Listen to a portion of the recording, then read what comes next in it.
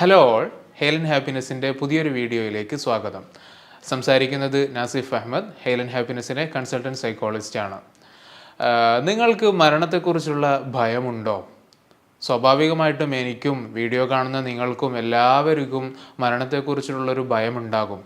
ഇപ്പോൾ ഒരു വണ്ടിയിൽ കയറുന്ന സമയത്ത്, അല്ല ട്രെയിനിൽ കയറുന്ന സമയത്ത്, ഫ്ലൈറ്റിൽ കയറുന്ന സമയത്ത്, ഇങ്ങനെ വ്യത്യസ്തങ്ങളായ സിറ്റുവേഷനിലൊക്കെ നമുക്ക് ഈ മരണത്തെ പറ്റിയുള്ള ഭയം സ്വാഭാവികമായിട്ട് ഉണ്ടാകും. പക്ഷേ ഈ ഒരു ഭയം കൂടിക്കഴിഞ്ഞാൽ ഉണ്ടാകുന്ന അവസ്ഥയെപ്പറ്റി നിങ്ങൾ ചിന്തിച്ചിട്ടുണ്ടോ? അത്തരക്കാരെ നിങ്ങൾ ഇതുവരെ കണ്ടിട്ടുണ്ടോ? അങ്ങനെയുള്ളൊരു കേസായിരുന്നു കഴിഞ്ഞ ദിവസം നമ്മുടെ ക്ലിനിക്കിലേക്ക് ഓൺലൈനായിട്ട് വന്നിട്ടുണ്ടായിരുന്നത്. ആള് കാനഡയിൽ ജോലി ചെയ്യുന്ന ഒരു യുവാവാണ്. നല്ല നിലയിലുള്ള ജോലിയും അത്യാവശ്യം വിദ്യാഭ്യാസമൊക്കെ ഉണ്ട്. അങ്ങനെ കാനഡയിലെത്തി അവിടെ കുഴപ്പമില്ലാത്തൊരു ജോലി, നല്ല പേയ്മെൻ്റൊക്കെ ഉള്ളൊരു ജോലി ചെയ്തുകൊണ്ടിരിക്കുകയാണ് ആള്. മാരീഡാണ്, വൈഫ് നാട്ടിൽ തന്നെയാണുള്ളത്. അപ്പോൾ ആൾക്ക് പണ്ട് മുതലേ ഈ ഒരു മരണത്തെ പറ്റിയുള്ളൊരു ചെറിയ രൂപത്തിലുള്ള പേടി ഉണ്ടായിരുന്നു. പക്ഷെ അത് കുറച്ച് അധികമായിട്ട് ഇപ്പോൾ അയാളെ വല്ലാതെ ബുദ്ധിമുട്ടിക്കുന്നുണ്ട്.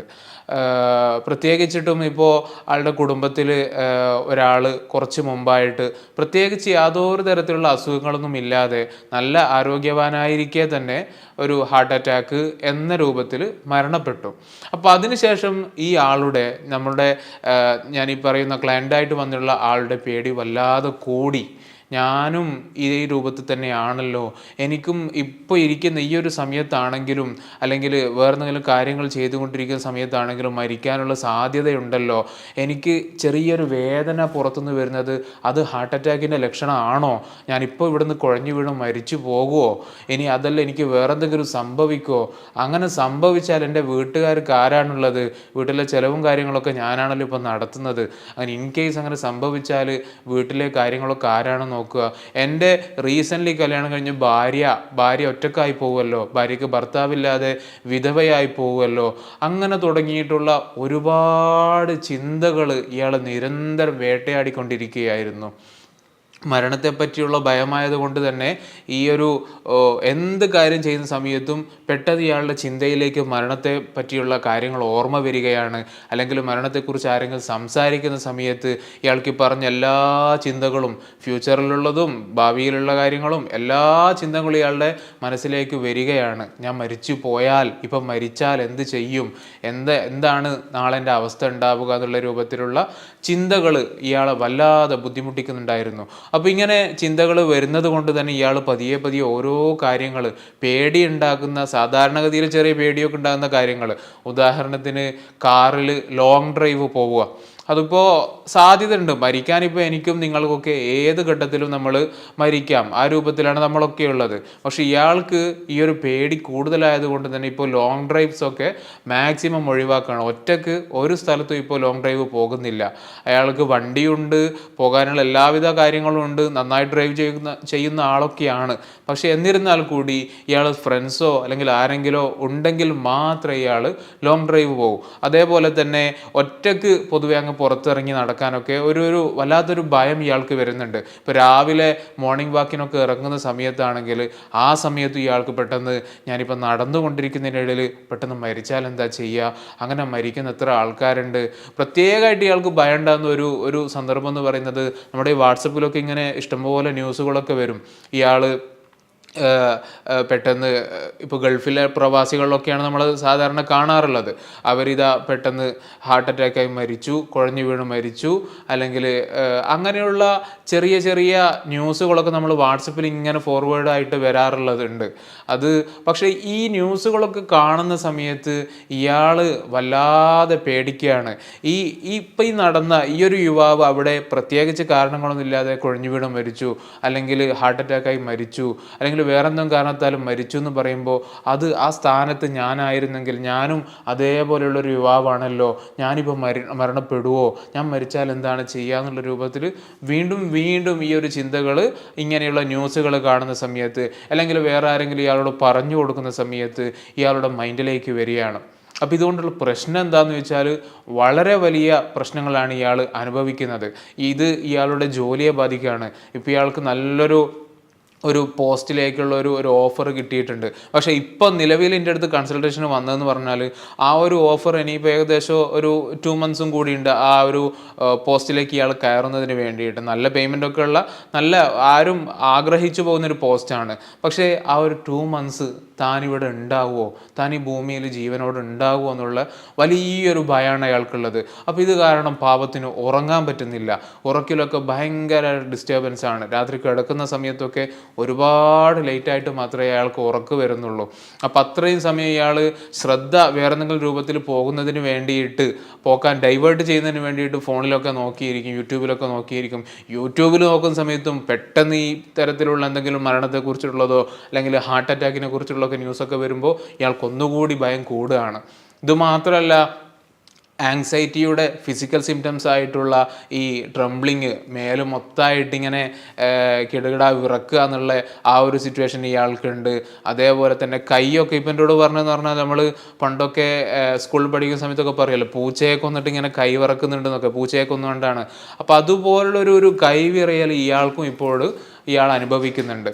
അതേപോലെ തന്നെ പിന്നെ ഇയാൾക്ക് എപ്പോഴും തലയിൽ വലിയൊരു ഭാരം കയറ്റി വെച്ചതുപോലുള്ളൊരു ഫീലിംഗ് ആണെന്നാണ് എന്നോട് പറഞ്ഞത്. അതുകൂടാതെ കൈകളിലും കാലുകളിലൊക്കെ ചെറിയൊരു തരിപ്പുണ്ട്. അതേപോലെ തന്നെ ഈ മസിൽസിലൊക്കെ ചെറിയൊരു കടച്ചിലും ഇയാൾ അനുഭവപ്പെടുന്നുണ്ട്. അപ്പോൾ ഇതൊക്കെ ആങ്സൈറ്റിയുടെ ഫിസിക്കലായിട്ടുള്ള സിംറ്റംസ് മാത്രമാണ്. ഇയാൾ ഒരുപാട് ചെക്കപ്പൊക്കെ ചെയ്തതാണ്. പ്രത്യേകിച്ചിട്ട് ഇങ്ങനെ എന്തെങ്കിലും വേദനയൊക്കെ വരുന്ന സമയത്ത് ഇയാൾ കരുതുക ഇത് ഹാർട്ട് അറ്റാക്കിൻ്റെ സിംറ്റം ആണോ, ഞാൻ നാളെ മരിക്കാൻ പോവാണെന്ന് കരുതിയിട്ട് നേരെ ഡോക്ടറെ അടുത്ത് പോകും. അങ്ങനെ ഒരുപാട് എക്സ്പെൻസ് ഇയാൾക്ക് ഉണ്ടായിട്ടുണ്ട്. പക്ഷേ അയാളെ പോകുന്നതെന്ന് പറഞ്ഞാൽ ഇതൊന്ന് കൺഫേം ആക്കാൻ വേണ്ടിയിട്ടാണ്, ഞാൻ മരിക്കുന്നതല്ല, ഇത് വേറെന്തെങ്കിലും ആണ്, അല്ലെങ്കിൽ വേറൊരു അസുഖത്തിൻ്റെ ലക്ഷണമല്ല എന്നുള്ള ഒരു കാര്യം മനസ്സിലാക്കുന്നതിന് വേണ്ടി, അതൊന്ന് കൺഫേം ചെയ്യാൻ വേണ്ടിയിട്ടാണ് ഇയാൾ ഡോക്ടേഴ്സിൻ്റെ അടുത്തേക്ക് ഓടിപ്പോകുന്നത്. പക്ഷേ എന്നിട്ട് കൂടി ഇയാളുടെ ഈ ഒരു മരണത്തെക്കുറിച്ചുള്ള ഭയം അങ്ങോട്ട് പോകുന്നില്ല. മറിച്ച് ചെറിയൊരു ഹാർട്ട് ബീറ്റ് ചെറുതായിട്ടൊന്ന് ഇടിപ്പ് കൂടുന്ന സമയത്ത് ഇയാൾക്കവിടെ ഞാനിതാ ഹാർട്ട് അറ്റാക്കായി മരിക്കാൻ പോവുകയാണോ എന്നുള്ള സംശയം അവിടെ വരികയാണ്. അതോടുകൂടി മറ്റുള്ള എല്ലാ ചിന്തകളും വരികയാണ്. ചെയ്യുന്ന കാര്യത്തിൽ ഒന്നും ചെയ്യാൻ പറ്റുന്നില്ല. ഇയാളൊരു ദൈവവിശ്വാസി കൂടിയാണ്, മുസ്ലിം കമ്മ്യൂണിറ്റിയിലുള്ള ഒരാളാണ്. അതുകൊണ്ട് തന്നെ ഇയാൾ രാത്രി കിടക്കുന്ന സമയത്തൊക്കെ ഇശാവൊക്കെ നിസ്കരിച്ച് കഴിഞ്ഞ് ഒരുപാട് ഖുർആനൊക്കെ ഓതി, അതായത് മരണപ്പെട്ട് കഴിഞ്ഞാൽ പിന്നെ പടച്ചവൻ്റെ അടുത്ത് പോയാൽ എന്താകും എന്നുള്ളൊരു ഭയം കൂടി ഇയാൾക്കുണ്ട്. അപ്പോൾ അങ്ങനെയൊക്കെയാണ് പാവം എപ്പോഴും കിടന്നുറങ്ങുക. അപ്പോൾ അതുമാത്രമല്ല, ചിലപ്പോൾ നിസ്കരിക്കുന്ന സമയത്തൊക്കെ ഇയാൾക്ക് വല്ലാതെ ഞാനിപ്പം മരണപ്പെട്ടു പോയാലോ, ഞാനിപ്പം മരിച്ചാൽ എന്താ ചെയ്യാന്നൊക്കെ കരുതിയിട്ട് വല്ലാതെ ഭയം വരും. ചില ഘട്ടങ്ങളിലൊക്കെ നിസ്കാരം നിർത്തിയിട്ട് ഇയാൾ പോയിട്ടുണ്ട്, കാരണം ഈ പേടി വല്ലാതെ കൂടി വരുന്നത് കൊണ്ട്. അപ്പോൾ ഇത്തരത്തിൽ അയാളുടെ പ്രൊഫഷണൽ ലൈഫിനെ ബാധിക്കാൻ തുടങ്ങിയിട്ടുണ്ട്, അയാളുടെ സോഷ്യൽ ലൈഫിനെ ബാധിക്കാൻ തുടങ്ങിയിട്ടുണ്ട്, പേഴ്സണൽ ലൈഫിനെ വരെ ബാധിക്കാൻ തുടങ്ങിയിട്ടുണ്ട്. അപ്പോൾ ഈ രൂപത്തിൽ ഈ ഒരു ഡെത്ത് ആങ്സൈറ്റി വരുമ്പോഴാണ് അത് വലിയൊരു പ്രോബ്ലമായിട്ട് മാറുന്നത്. അല്ലാതെ നോർമലായിട്ട് എല്ലാവർക്കും മരണത്തെക്കുറിച്ചുള്ള ഭയം ഉണ്ടാകും, എനിക്കുണ്ട്, നിങ്ങൾക്കും ഉണ്ട്, എല്ലാവർക്കും ഉണ്ടാകും. പക്ഷെ അതൊരു പരിധി കടന്നു കഴിഞ്ഞ് നമ്മുടെ ഈ ഒരു ജീവിതത്തിലെ മറ്റുള്ള ഒരുപാട് ഡൊമൈൻസിനെ ബാധിക്കുന്ന രൂപത്തിൽ, അല്ലെങ്കിൽ നമ്മൾ ചെയ്യുന്നതിനെക്കുറിച്ച് അത് തടയുന്ന രൂപത്തിൽ അത് വളരുമ്പോഴാണ് അത് പ്രോബ്ലമാറ്റിക് ആയിട്ട് മാറുന്നത്. ഇയാൾ OCDയുടെ കുറച്ച് ലക്ഷണങ്ങളും കൂടി ഇയാൾക്ക് ഉണ്ടായിരുന്നു. അത് നോക്കിയ സമയത്ത് ഈ ചെക്കിങ് കമ്പൽഷനുമായിട്ടൊക്കെ ബന്ധപ്പെട്ട കുറച്ച് കാര്യങ്ങളൊക്കെ ഇയാൾക്ക് ഉണ്ടായിരുന്നു. ഇത് റൂമിൻ്റെ ഡോറൊക്കെ ലോക്ക് ചെയ്താൽ ഏറ്റവും കുറഞ്ഞത് 3 പ്രാവശ്യമെങ്കിലും ഒക്കെ വന്നിട്ട് ഒന്ന് കൺഫേം ചെയ്യണം. ഇടയ്ക്കിടയ്ക്ക് ഞാൻ പൂട്ടിയിട്ടില്ലേ, ഇയാൾക്കറിയാം പൂട്ടുന്ന സമയത്ത് നന്നായിട്ട് പൂട്ടിയിട്ടുണ്ടാകും, എന്നാലും ഒന്നുകൂടി വന്നിട്ട് ഇയാൾക്ക് നോക്കണമായിരുന്നു. അപ്പോൾ അത്തരത്തിലുള്ള 1, 2, 3 കാര്യങ്ങൾ നമ്മൾ വൈബോക്സ് നോക്കുന്ന സമയത്ത്, അതിൻ്റെ ഡയഗ്നോസിസ് നോക്കുന്ന സമയത്ത് ഉണ്ടായിരുന്നു. അപ്പോൾ ഇതൊരു ഒബ്സസീവായിട്ടുള്ള തോട്ട്സാണ് ഇയാൾക്ക് മരണത്തെക്കുറിച്ച് എപ്പോഴും വന്നുകൊണ്ടിരിക്കുന്നത്. അതേപോലെ തന്നെ ഈ ഒരു ചിന്തകൾ വരുന്ന സമയത്ത് അയാൾക്ക് മറ്റുള്ള കാര്യങ്ങളൊന്നും ഫോക്കസ് ചെയ്യാൻ പറ്റുന്നില്ല, ഉറക്ക് വളരെ കുറവാണ്. ഭക്ഷണമാണെങ്കിൽ അതിനേക്കാൾ അപ്പുറമാണ്. ഭക്ഷണം കഴിക്കുന്ന സമയത്തൊക്കെ ഈ ഒരു പേടി ഉണ്ടാകുന്നതുകൊണ്ട് തന്നെ അതിനോട് യാതൊരു താല്പര്യവും. മനസ്സറിഞ്ഞ് ഭക്ഷണം കഴിച്ചിട്ടൊക്കെ ഒരുപാടായി. വേറൊരു കാര്യം അയാൾ പറഞ്ഞത്, ഈ രാത്രിയാണ് പൊതുവെ ഇയാൾക്ക് പേടി വല്ലാതെ വരുന്നത്. അപ്പോൾ ആ സമയത്ത് ചിലപ്പോൾ ഉറക്കുന്നൊക്കെ ഞെട്ടി എഴുന്നേൽക്കും. അപ്പോൾ ഞെട്ടി എഴുന്നേറ്റാൽ പിന്നെ ഉറക്ക് വരികയില്ല, ഈ പേടി വല്ലാതെ വരുന്നുണ്ടാകും. ആ സമയത്ത് ചിലപ്പോൾ ഇയാൾ ഭാര്യയെ വിളിക്കും, നാട്ടിലുള്ള ഭാര്യയാണ്, അപ്പോൾ നല്ല ടൈം ഡിഫറൻസും ഉണ്ടാവും അവിടെ. അപ്പോൾ ചിലപ്പോൾ ഇവർ ഉറങ്ങുന്ന സമയത്തായിരിക്കും ഇയാൾ വിളിക്കുന്നുണ്ടാവുക. അപ്പോൾ അതൊക്കെ ഭാര്യ എന്നുള്ള നിലയ്ക്ക് ഒരുപാട് ഒരുപാട് കേട്ടുകൊടുക്കുന്നൊരു നല്ല സപ്പോർട്ടാണ്.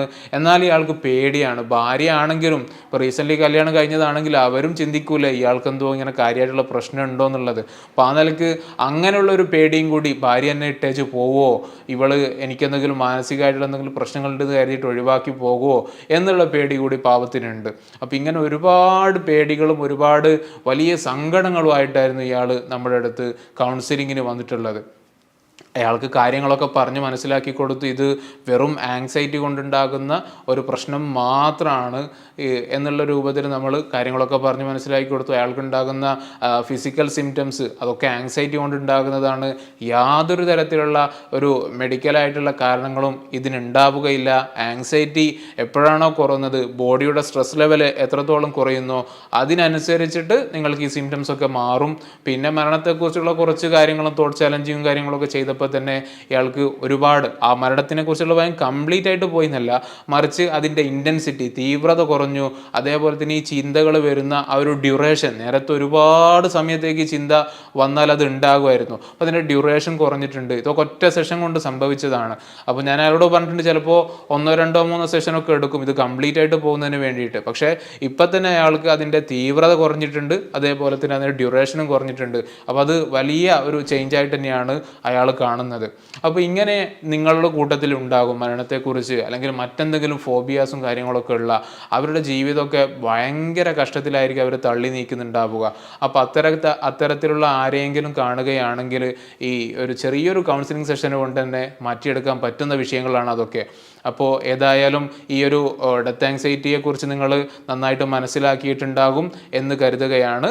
നമ്മൾ പുതിയൊരു ടോപ്പിക്കുമായിട്ട് അടുത്തൊരു വീഡിയോയിൽ കാണാം. താങ്ക്സ്.